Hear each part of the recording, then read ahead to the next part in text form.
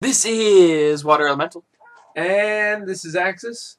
We are here today to talk about the League of Legends. This is an interesting show we do that doesn't involve any sort of disembodied animal with a pastry body leaping through space or time. Neither of those things.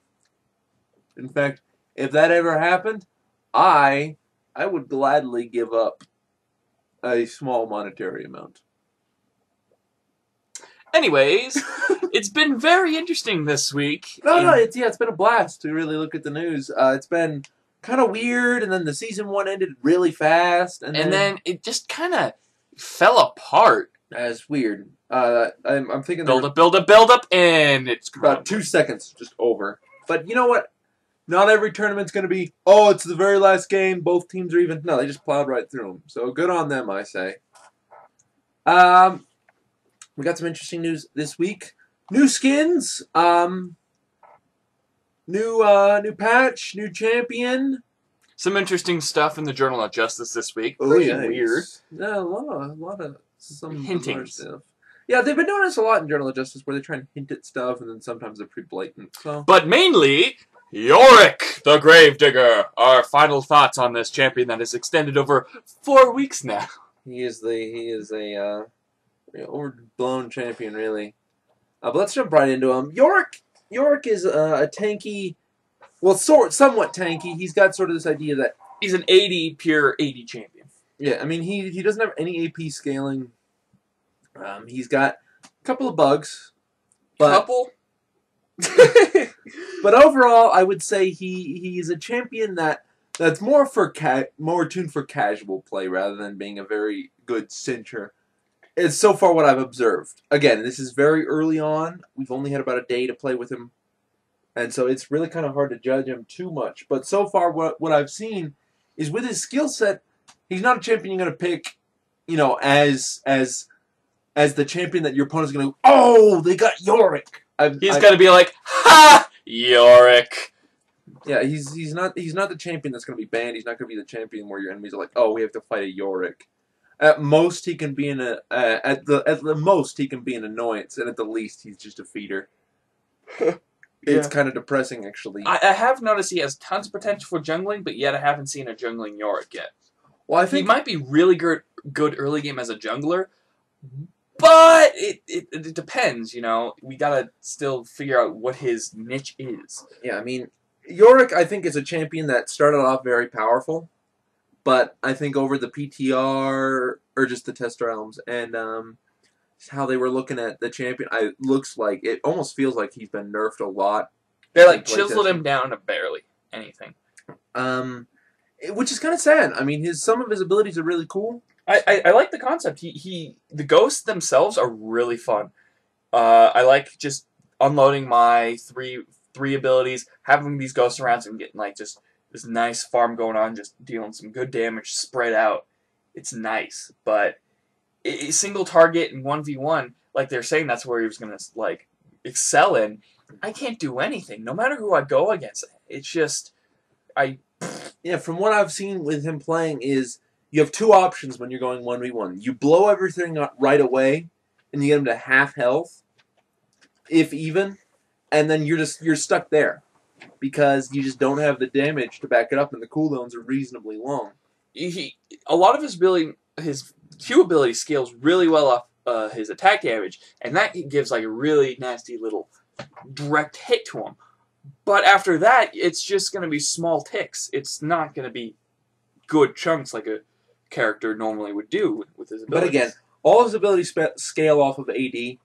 So even if you do burn your repertoire, you'll be able to back it up with a little bit of attack damage. But I just felt like, for the amount of mana cost he has, and clarity is a must early, and the cooldown reduction that you need, your stats are going to be relatively spread out, so you won't end up being a hard-hitting melee attacker like some others. You're going to either have to focus on getting and keeping your abilities up with some amount of attack damage and mana, or trying to back it up with attack damage and attack speed. So he feels like a champion that has a lot of stat priority, which is usually not a good thing. And especially with a character that's so heavy on mana and cooldown reduction, I felt like I had to get mana immune first, even before boots, and that's pretty bad. I played about 10 games with him last night when he came out, and it's just, I felt like I was forced into that role. If not, I wasn't able to do anything mid-game. And early game, I was barely able to do any damage as is because I was, you throw one of your abilities down, and it would take like a chunk of your mana out, and you could only do it 3 or 4 times, so you had to prioritize. But again, I mean, the thing I've seen that he excels at is just annoyance, really. I mean, he can put up a lot of pressure, and although it's not the strongest pressure in the world, he can do a lot of it. So There are some fun things you can do with it. You can throw in your ghosts over walls, and they go right after champions, which is nice. They prioritize over champions very nicely. Good. And at some point, you can, like, if you're in the jungle and you know someone's important, just to be a jerk, you just toss the ghost over there and knock them out of their teleport. And so you can do some goofy stuff. Yeah, I mean, there's good stuff you can do, but I haven't seen a Yorick that really makes me go, oh no, he's coming. And again, this is the first day. He could change. I'm hoping he changes. I'm hoping I see people figure out a good build for him. If you have a good build, we'd love to hear about it. Post in the comments. Emails. Oh yeah, I want this champion to be good. Yeah, no, because he seems like a fun champion, a lot of great concepts. He just feels like he's been really heavily punished. It's because he had such a long production time. They didn't want to have another Xin Yao incident where it's just the character comes out so overpowered, and then they have to diminish him over patches and stuff, instead of him coming out weak and then fixing him to where it needs to be. It's just like, great. It's hard to find that middle ground, especially in test roams, because it's just such a limited environment. But Yorick, I mean, his ultimate, from what I've seen, it's so early, it's hard to judge it, because most of the time people don't know what to do with it. They're like, oh, I'm alive again. Okay, I'm just going to run away from combat. You're like, no, run back in. You're going to die. Just fight. Like, they run to the tower, they start porting and then die again, and then they're like, why'd you let me die? I had that happen so much. People are dumb. And when you can actually put it on yourself, which they don't mention in the tooltip, which is interesting. But yeah, the ghost diminishes, it lasts 10 seconds. And if you die in that process, which if you die in the process of having your ult up on you in the first place, then you come back to life for another 5 seconds. And in that period of time, you're probably already crowd controlled or CC'd or something, because it's not like Guardian Angel where you drop down, come back up. You do your death animation and just flop back up. It's not like a small little delay. So it's more or less do the animation, you pop back up at the same, or at full HP and wherever your mana was at the time. Oh, you don't get unlimited mana? No. That's kind of crummy. It's bad. It's very bad. It's a very powerful tool. I mean, it essentially gives you double damage, and if you die, it's good for pushing towers and stuff since it has a minute cooldown. Yeah, it gives you double damage, and then if you die, it gives you a window to get revenge. It's not an error, get rid of errors free card, because you're still gonna die in the process. Yeah, you will still die if you're dumb, but you can use it to burst someone. You don't have to be at risk to die to take advantage of this ult. It's still a good damage burst if you just cast it on yourself and use the auto attack damage. What I noticed what you want to do with the ult, though, is you want to prioritize a melee or a tank. You don't want to go for a small health or little caster, because the ghost isn't going to last long, unless they're going to die and you know they can burn them when they come back to life, if they know what they're doing. But prioritize a tank or something, get 2 tanks out there, and with the ultimate you can control like Mordekaiser's ghost, unlike the other ones, so you're able to prioritize which ones it's going after. So, I disagree with that, because I see this being really good, especially late game when people just start tunneling carries down as soon as they know who they are, especially on tanky DPS. Giving a carry an extra window, like just 5 seconds, where they could just pop back up, I see that as being devastating. Well, people got to know that if they're gonna die and come back to life, they got to know to get ready to burn. That's why I'm saying, like, if you know someone's getting heavily targeted, even if it's a melee or something, if you're going for the offensive, you definitely want to put it on someone that can do a bunch of heavy auto attack damage. That's what I'm saying. I'm getting at here. Okay. If you're defensive and someone's about to die, like that, that's going to put out some heavy DPS, and they're not afraid to blow their whole combo, and then it pops back up when they res. That's when it's useful. But right now, a lot of people don't know how his ult works. Yeah, again, it's the first day. I don't expect anyone to be pros yet, but there's a lot of learning that's going to be behind this champion priority that you got to learn. Which is one of the reasons why a lot of people are having trouble with him, is just because there's a lot of priority you have to put into it, and judging abilities is kind of hard. definitely early game. You want to have a good amount of that lifesteal ability. Just zap. Yeah, Take a but I bunch was of, looking at that lifesteal ability is nuts. That's so much health you get back. and then he gets a little minion to continue on damage. So if you like hit him at the tower and run back, it goes after the ghost. But also the ghosts are bug where they automatically get tower aggro no matter what, and they count as you. So if you throw in the ghost bomb or something, and there's a bunch of little that's minions, damage from you. That's a source of damage from you, which is I know. But if it doesn't deal any damage and you throw it up near a tower and there's a bunch of minions, if it doesn't do anything, it doesn't touch anything, it still aggroes and then aggroes you. That's weird. So you want to be careful with that because I use the pestilence ghost to help take down towers, which is helpful, but sometimes I would just get aggro for no reason, which was bad, because Yorick can't take that many hits from a tower aggro, so you're running back, and by that point you get ganked or something, you're at half health. It's annoying. Sounds like it. Alright, well, I guess that's a bug to look out for. Another bug is actually with Pestilence again, where he decides to run into the middle of his AoE circle thing. So kind of like Kayle, what she does with her ranged attack. Where she bugs out and wants to do some weird pathing. That's weird. It's first week. I can. Yeah. Hopefully they fix They'll it. patch it, I'm sure. I mean, But it's annoying when you're trying to just like long range bomb someone and he goes, "I'm gonna go send in the center." He's just eager. He wants to fight. Yorick wants to fight. So that's pretty much Yorick. Tell us what you guys think. Yeah, Yorick. I think the best thing about Yorick though is that now you can finally play a fully dead team. A Mamu, Scion, Urgot, Karthus, and Yorick. You'll be five corpses, 5 knights. It's actually not a terrible team comp, to be honest. No. He's also Slash. One of his skins is Slash. So Pentakill, you got a Pentakill. 3v3 Pentakill team. Yeah. Which wouldn't be too bad. That'd be really bad. Wouldn't be too bad. Mordekaiser has to carry through the whole game. Essentially, yes. Score! What do you give him? Yorick, just because of how underwhelmed I was with his damage and just long cooldowns. Interesting concept. It definitely needs to be tweaked. But I'm going to give him a 6 for now, just because he needs a lot of tweaking and a lot of bug fixes. I do enjoy it. I do enjoy him, I should say. And I enjoy kind of the whole innovation they put into this character. Added something new to the game instead of another melee or caster tanky champion. So I'm going to give him a 7. I'd definitely bump it up if they raise his damage in one way or another. Or, fix kind of a little bit of his mana problem. But, small little picks. It's the first day, But I'm not totally disappointed with him. Yeah, he's not terrible. He just needs some help, and I'm sure they'll give him some help. Riot has done that before. Yeah. Speaking on people that need help, in the last Journal of Justice, if you noticed, Kayle has been cleansed of some sort of mysterious disease. You're so excited. I'm excited. I hope they fix the disease of I'm going to run into the middle of combat and not let you let me out. Stupid pathing bugs. Kayle fanboy over here. I have a lot of Golden boy. Hey, shut up. No, but yeah, Journal of Justice. Nothing crazy like the Malazar and Someone died, but I wasn't story. too interested to read it. Oh, the prisoner that testified in it's just a bunch of lol stuff. But yeah, he's excited for the Kayle change. Maybe there will actually be Kayle changes. We'll see. Or they're trolling me.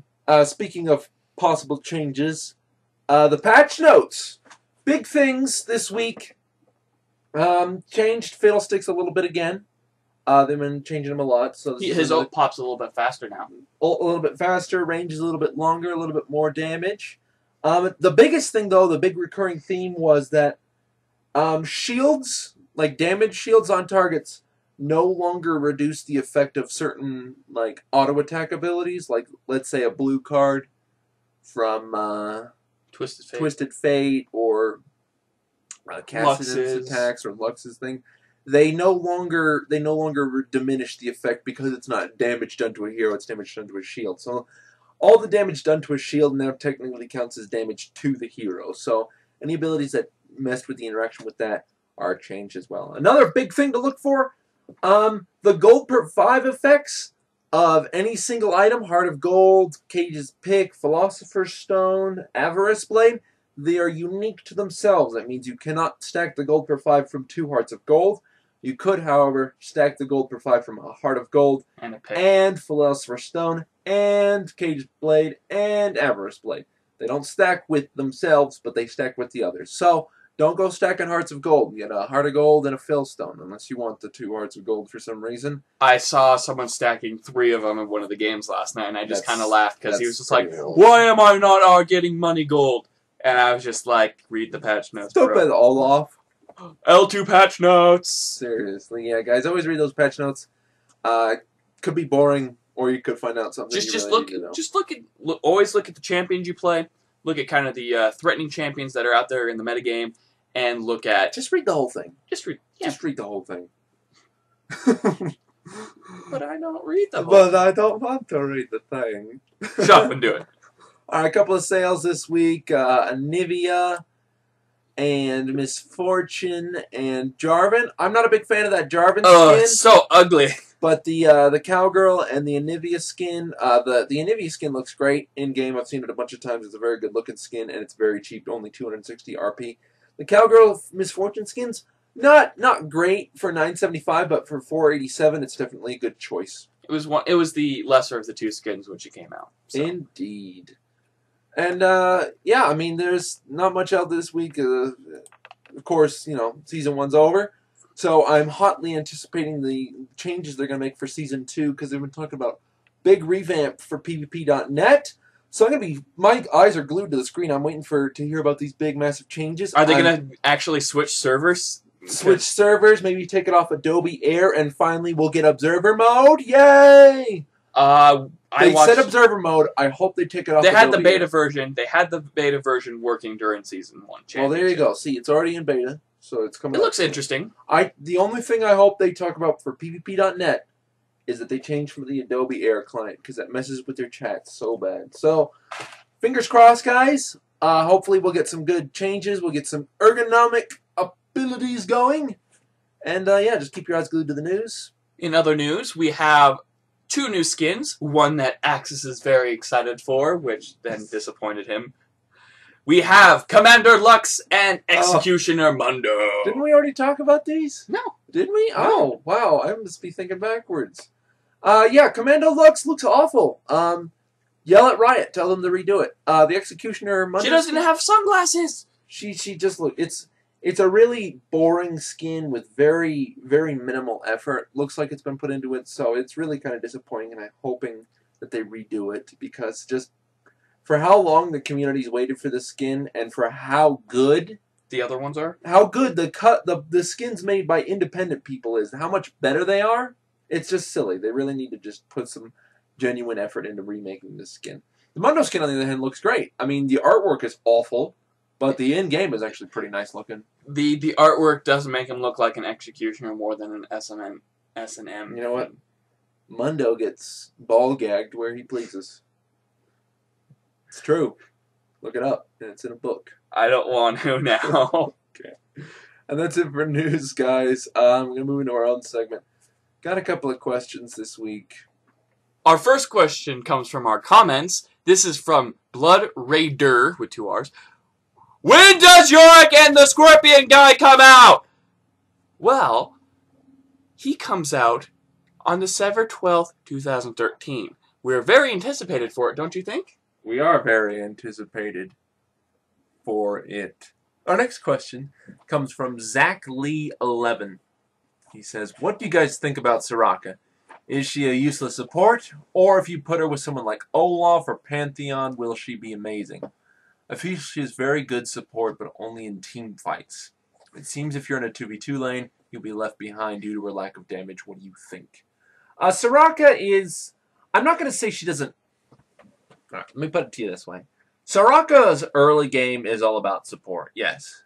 Her late game's all about support, yes. She's her late game's pure support. She's no other. But the thing is, early game she has a silence.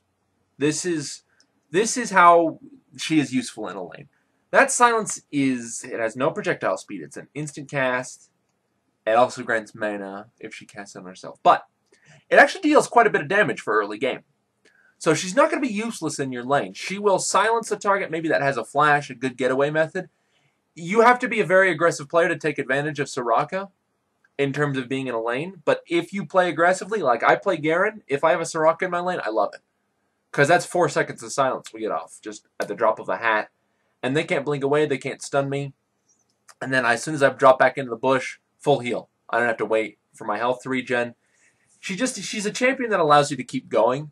And so instead of having a champion that directly adds to your combat potential by, say, maybe throwing out a stun for you or maybe going out and attacking with you, she increases your combat potential in saying, okay, hey, you don't have to wait for your health pot to come up. You don't have to wait for your mana to come back up.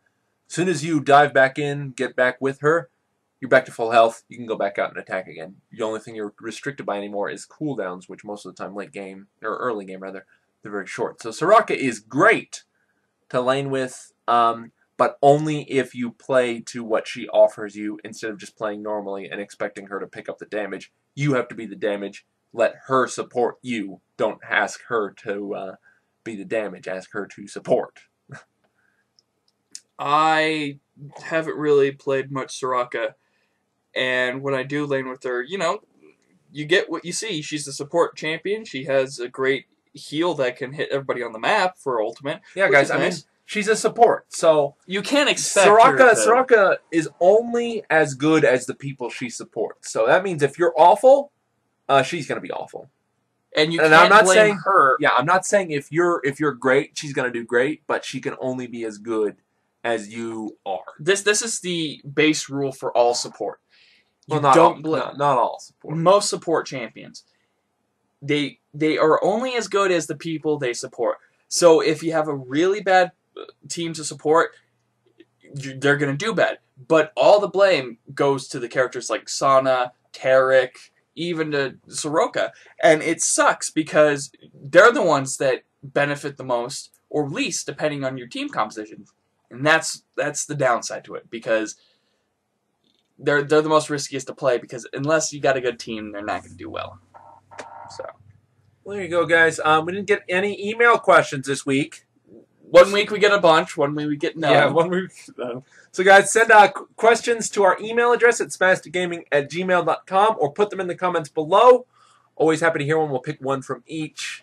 If you're looking to get a definite question answered, email is generally the best way to go, but we shall see. Sign up to our Facebook, guys. We're still trying to get some events going on. Last Monday, our Terraria. Yeah, we tried to do our Terraria thing, but I don't think anybody was paying attention. So we're going to try it this Monday. The Monday coming up. That will be the 27th. On June 27th, we're going to have a Terraria thing. June 27th, 2011. We'll post everything on the Facebook again this time. So we're not going to post any of the server stuff until it's already out, because that's the way Hamachi and Terraria work together. So yeah, just keep an eye out, guys. This is kind of going to be my own little thing. This is going to be Waters Game Club. It's going to be like Oprah's. We'll get seals of approval. Woo! Ponies. Yay! You get meteorite armor. You get meteorite armor. Everyone here is getting meteorite armor. Well, yeah, guys. Also, thank you to all of you. We've gotten over 15,000 views on one of our videos from nowhere. Yeah, and 350 subs. 50 subs in 2 weeks. That is awesome, guys. So we're happy. We're happy to pick up new fans, and we appreciate the old. So keep watching, keep sending us questions. We love feedback. And Yorick builds. If you have Yorick builds, sweet rune sets, we'd love to hear about them. So let us know what you got, guys, and keep on going. This has been Axis. And Water Elemental. And I'm telling you that you are the stars. So bad.